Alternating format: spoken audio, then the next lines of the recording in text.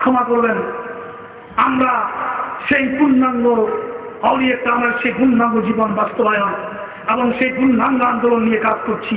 আমরা রাজনীতি করি, আমরা বাংলাদেশের 16 কোটি মানুষের মুক্তির আন্দোলন করছি।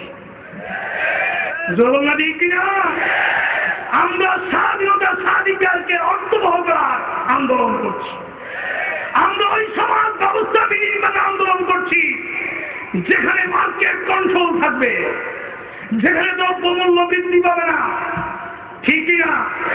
যেখানে নারী নির্যাতিত হবে না, যেখানে শিশু হত্যা হবে না, যেখানে দুর্নীতি থাকবে না। পত্রিকায় দেখলাম একটা সংস্থা বলল যে বাংলাদেশের বিচারালয় দুর্নীতি রাখা, যেখান থেকে মানুষ ইনসাফ পাবে, জাজ পাবে, সেটা দুর্নীতির আখড়া। অথচ প্রত্যেক শুক্রবারে মসজিদে খতিব দ্বিতীয় খুতবাতে বলে যে ইন্নাল্লাহ ইয়া'মুরুকুম বিল আদলি ওয়াল ইহসান।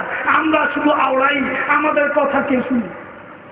ইয়া'মুরু বিল আদলি ওয়াল, আল্লাহ পাক তোমাদেরকে ইহসান, আদলের শিক্ষা দিচ্ছে, আদেশ করছে। তো বিচারকদের সততা নিয়ে, অনিষ্টি নিয়ে আজকে বাংলাদেশে কোয়েশ্চেন উঠেছে। আমরা মনে করি এগুলো আমাদের এই সামনে আমাদের স্বাধীনতা মাস আসছে, আসছে, আমাদের স্বাধীনতা অর্থ নষ্ট করে দিবে।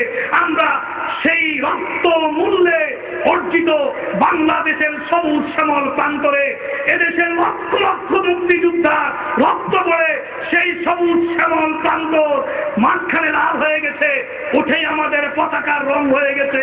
সেই পতাকার ইজ্জত যেন সমুন্নত থাকে, স্বাধীনতাকে অর্থবহন করার জন্য আমরা আন্দোলন করছি।